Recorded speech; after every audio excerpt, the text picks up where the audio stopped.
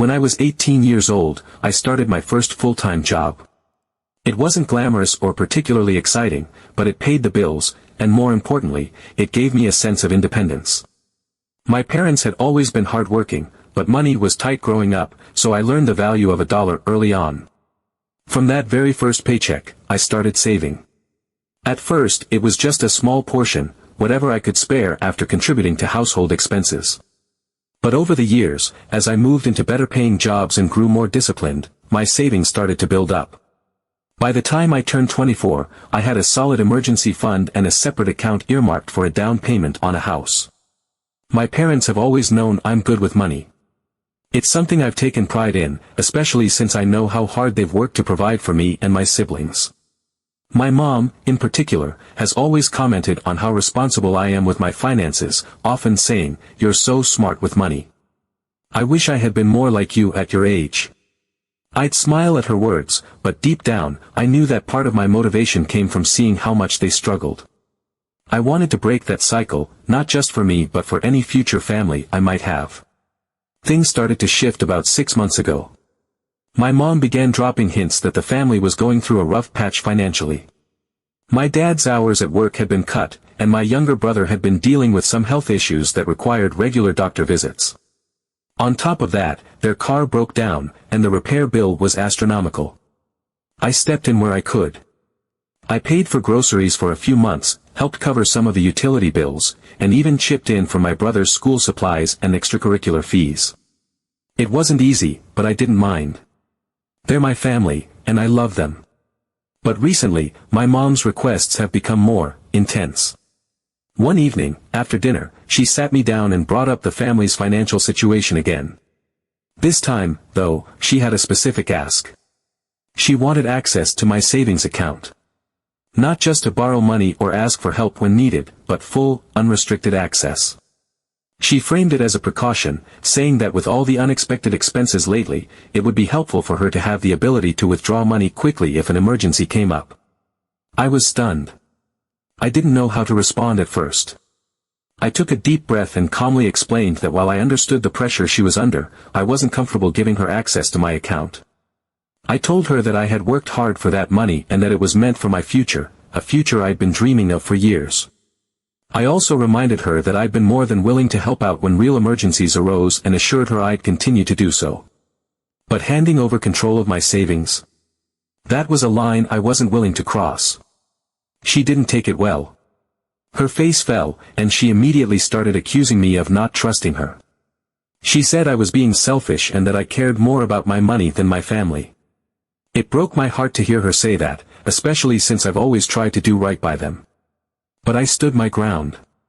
I repeated that I was happy to help in emergencies, but I needed to retain control over my finances. Over the next few days, the tension in the house was palpable. My mom barely spoke to me, and when she did, it was short and curt. My dad stayed out of it entirely, which is pretty typical for him. He's the quiet, non-confrontational type. But my older sister, who moved out a couple of years ago, decided to weigh in. She called me out of the blue, and the conversation started off friendly enough, but it quickly turned into a lecture. She told me I was overreacting and being paranoid. "Mom's not going to drain your account," she said. "She just wants to make sure the family has a safety net. Isn't that what you've been saving for anyway? To help the people you love?" Her words stung. I tried to explain my perspective, but she didn't seem to understand. She kept pushing the idea that family comes first and that saving money is pointless if I'm not willing to use it when they need it. I hung up the phone feeling even worse than before. Since then, the situation has only escalated. My mom has started making passive-aggressive comments every time money comes up in conversation.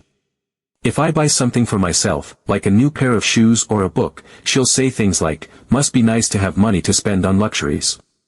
My sister continues to text me, trying to guilt-trip me into giving in. And while my dad hasn't said a word about it, I can feel his discomfort every time the topic comes up. I feel torn. On one hand, I love my family and want to help them. I know they've sacrificed so much for me over the years, and I don't take that for granted. But on the other hand, I don't think it's fair, or safe, for me to hand over control of my savings. I've worked so hard to get to this point, and the thought of losing that security makes me anxious. I've tried to explain this to my mom, but she just doesn't seem to understand. To her, my refusal is a sign of distrust and selfishness. Part of me wonders if I'm being too rigid. Maybe I should just give her access and hope for the best. But another part of me knows that once I cross that line, there's no going back. It's not just about the money, it's about boundaries and the sense of independence I've worked so hard to build. So here I am, feeling stuck and unsure of what to do. Am I being unreasonable? Is my family right? Should I just trust my mom and give her what she's asking for, or am I right to hold my ground? I don't know. All I know is that this situation has made me question everything, and I hate that something as simple as money has come between me and the people I care about most. Update 1.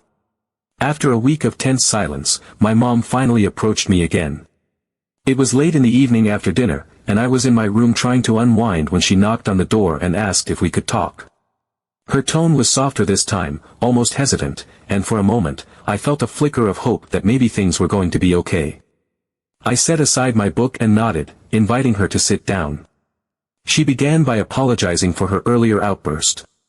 She admitted that she had been unfair to me, and her accusations of selfishness and distrust were coming more from a place of stress than genuine belief. Hearing her apologize caught me off guard. My mom isn't someone who easily admits when she's wrong, so I knew this must have been weighing heavily on her. She then started explaining that the family's financial problems were much worse than she initially let on. She confessed that they're at risk of losing the house. They've fallen behind on mortgage payments, and while she and my dad have been trying to catch up, the recent string of unexpected expenses had derailed their efforts. She told me that's why she was so desperate to access my savings, not for frivolous spending or even just to alleviate temporary financial strain, but to prevent something catastrophic. I sat there, stunned, as she continued to lay out just how dire things had become. Hearing that my parents might lose the house was a gut punch. This is the home I grew up in, the place where so many of my memories were made. The thought of them losing it made my heart ache. And yet, I couldn't shake the lingering frustration over why I was only hearing about this now. I asked her, as gently as I could, why she hadn't been more open with me from the beginning. Why did she wait until things were this bad to come to me? And why had she gone straight to asking for access to my account instead of having an honest conversation about what was happening? That's when she dropped another bombshell, the kind of revelation that leaves you questioning everything. The mortgage wasn't the only problem. Apparently, a few years ago, my dad had taken out a significant loan to help my older sister start a business. It was something he had done quietly, without telling me or my younger brother. My mom said that at the time, they had been optimistic about my sister's business idea and believed it would be a success. But things didn't go as planned. The business failed within its first year, and my sister was left unable to repay the money. Since then, my parents have been quietly trying to cover the debt while also keeping up with their other financial obligations. Hearing this was like being hit by a truck. I couldn't believe what I was hearing. Not only had my parents taken on this massive financial burden for my sister, but she hadn't said a word to me about it. Instead, she had been the loudest voice in guilting me about helping the family. All those calls and messages telling me I should do my part and think about what's best for everyone, all while knowing full well that her failed business was a huge part of why things were so bad. My mom admitted that my sister had been pressuring her to ask me for help. My sister had apparently said it was only fair since I'm the most financially stable in the family. She framed it as though I was the logical choice, the one who could afford to bail everyone out. Hearing this made my blood boil. My sister had painted herself as a concerned family member, acting like she was just trying to mediate and encourage me to step up, when in reality, she was actively hiding her role in the mess. She had been complicit in pushing my mom to make me feel guilty, all while conveniently leaving out the part where her failed business had played a significant role in creating the situation. I felt a mix of emotions, anger, betrayal, sadness, and a deep sense of exhaustion. I didn't know what to say to my mom. Part of me wanted to yell, to ask her why they had kept this from me, why they hadn't told me about the loan years ago when they first took it out. But another part of me just felt tired. I was tired of feeling like I had to be the responsible one, the one who always had to step up because others had made mistakes. I sat there in silence as my mom continued. She told me she didn't want to burden me with all of this, especially since I'd been doing so well for myself. She said they had hoped to handle it on their own, but things had spiraled out of control. She also admitted that my sister's constant insistence had influenced her decision to approach me about my savings in the first place. My mom said she felt caught between trying to protect me and trying to keep the family afloat, and in the end, her desperation had won out. I didn't know how to respond. I love my mom, and I could see how much pain and stress she was carrying. But I couldn't ignore the betrayal I felt, not just from her, but from my sister, too. It felt like everyone had been keeping secrets, and now they were all coming to light at once. I felt overwhelmed and unsure of what to do. I wanted to help my family, I really did. But I also felt like I needed to protect myself. I had worked so hard to build financial stability, and the idea of jeopardizing that because of decisions I wasn't even consulted on felt deeply unfair. I decided to take a step back and think things through. I told my mom I needed time to process everything and figure out what I could realistically do to help without putting my own future at risk. She seemed to understand, but the tension in the house remained. My sister, on the other hand, hasn't said a word to me since I found out about the loan.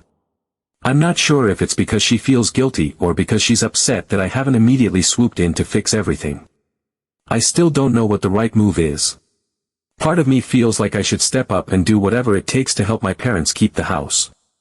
But another part of me feels like I've already done so much, and it's not fair to ask me to shoulder even more of the burden, especially when I wasn't part of the decisions that led to this mess in the first place.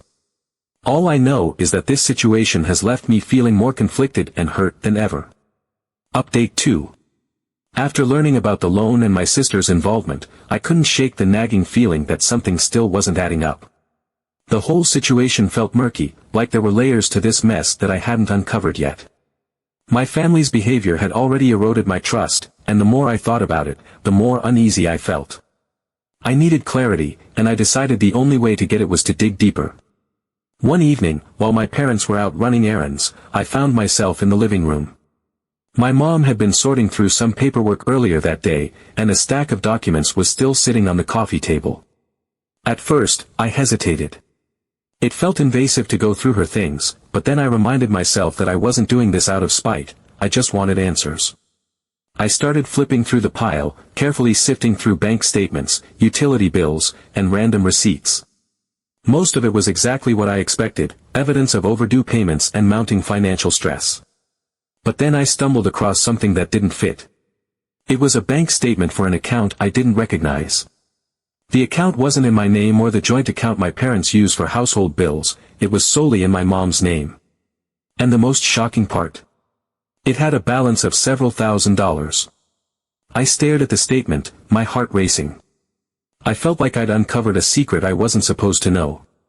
My first thought was disbelief. How could they be in such dire straits, to the point of asking me for access to my savings, when my mom had a substantial amount tucked away in this account? My mind raced with possibilities. Maybe this was money she'd forgotten about, or maybe it was earmarked for something specific that I didn't know about.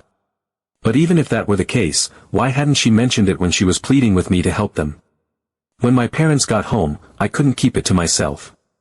I confronted my mom almost immediately. At first, she tried to deny it. She acted confused, asking what I was talking about, but I wasn't buying it. I pulled out the statement and handed it to her. Her expression changed instantly. She looked cornered, like a deer caught in headlights. After a long pause, she admitted that the account was hers and that she'd been setting aside money for years. She explained that the money was meant to be a last resort emergency fund. She said she was terrified of touching it because she wanted to make sure it was there in case something catastrophic happened, something even worse than their current financial troubles. I couldn't believe what I was hearing. They were at risk of losing the house, they had begged me for help, and yet here she was, sitting on thousands of dollars. Her reasoning didn't sit right with me. If this wasn't a financial emergency, what was? And if she was so determined to preserve this last resort fund, why was she so quick to come after my savings? The more I thought about it, the more frustrated I became. It felt like my hard work and sacrifices were being taken for granted. They had their own safety net, but instead of using it, they had decided I was the solution to their problems. After my conversation with my mom, I reached out to my sister. I needed to know if she was aware of this account. Her reaction was telling. When I mentioned the statement, she seemed genuinely surprised. She claimed she didn't know anything about it and sounded almost as shocked as I had been. But then, after a moment of silence, she quickly changed the subject. She muttered something about needing to go and hung up. Since then, she hasn't texted or called me. Her sudden silence only added to my growing sense of betrayal. Whether she knew about the account or not, it was clear she wanted no part in addressing the situation. It felt like she was retreating, leaving me to deal with the fallout alone.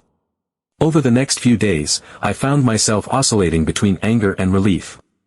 My family had guilted me, shamed me, and pressured me into feeling like I was their only hope. They had played on my love for them and my sense of responsibility, all while withholding critical information. I don't know whether to feel relieved that they have some money or even angrier that they weren't upfront with me. It's starting to feel like I'm being used, and I don't know how to move forward. Update 3. After weeks of back-and-forth arguments, I reached my breaking point. The tension at home had become unbearable, and every interaction with my mom and sister felt like walking on eggshells. No matter how much I tried to explain my position, it was clear that they saw me as nothing more than a safety net, a solution to their problems rather than a person with boundaries and feelings. I realized I couldn't think clearly in that environment, let alone figure out my next steps. So, I made a decision: I needed to leave.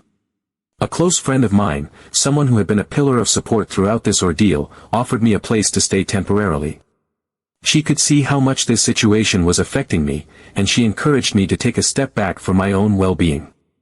It wasn't an easy decision, but deep down, I knew it was the right one. I needed space to breathe, to think, and to distance myself from the constant guilt-tripping and manipulation. I started packing my things one quiet afternoon while my parents were out. As I went through my drawers, sorting through clothes and personal items, I realized something was missing: my checkbook. I rarely use it. It's mostly for emergencies or the odd expense that requires a physical check, but I always keep it in a specific drawer in my desk. At first, I thought I might have misplaced it. I tore apart the drawer, then moved on to other parts of my room, searching through every nook and cranny. But it was nowhere to be found. A sinking feeling settled in my stomach. I couldn't ignore the timing or the context. Given everything that had been happening, the possibility that someone in my family might have taken it felt all too real. Trying to push down my growing anxiety, I logged into my bank account to check for any unusual activity. What I found made my heart stop. There were 2 large pending transactions that I hadn't authorized, both written as checks. The amounts were significant, enough to make a serious dent in my savings. My hands started shaking as I stared at the screen, disbelief and panic washing over me. I immediately called my bank to flag the transactions. Thankfully, because they were still pending, the bank was able to put a hold on them and assured me they'd be investigated. Once I'd secured my accounts, my panic gave way to anger. I couldn't believe what was happening. Someone had taken my checkbook, forged my signature, and tried to drain my account, and I had a sickeningly clear idea of who it might be. When my mom got home later that day, I confronted her. I didn't beat around the bush or sugarcoat anything. I told her I knew about the unauthorized checks and demanded to know if she had anything to do with it. At first, she denied it, her face a mixture of shock and offense. But as I pressed her, her defenses crumbled. She broke down, tears streaming down her face, and admitted that she had taken my checkbook. Her explanation felt like a slap in the face. She said she thought I wouldn't notice a few withdrawals since I'm so good at saving. She tried to justify her actions by saying she was desperate and had no other options. The worst part was that she didn't even seem to fully grasp the gravity of what she'd done. To her, it was a small misstep in the face of a larger crisis. To me, it was a betrayal of the highest order. That was the final straw. Any lingering sense of obligation or guilt I'd felt about helping them vanished in that moment. I realized that if I didn't set firm boundaries now, this cycle of manipulation and entitlement would never end. I called my bank again and had them put extra security measures on all my accounts. I locked down online access, added 2-factor authentication, and requested alerts for any unusual activity. I wasn't taking any chances. I also made the difficult decision to cut off all financial support to my family, at least for the foreseeable future. I couldn't trust them anymore, and until they could prove otherwise, I wasn't willing to put myself at risk again. My dad apologized profusely when he found out what had happened. He seemed genuinely remorseful, and part of me believed that he hadn't been involved in the checkbook incident. But his silence and passivity throughout this entire ordeal had allowed things to escalate to this point, and I couldn't overlook that. My mom, on the other hand, doubled down.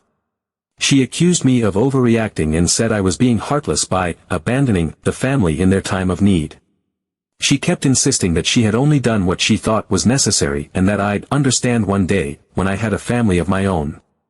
My sister chimed in too, calling me selfish and cold. Her words stung, especially given that she'd played such a significant role in the family's financial troubles. I couldn't believe the audacity. They still had the money in my mom's hidden account.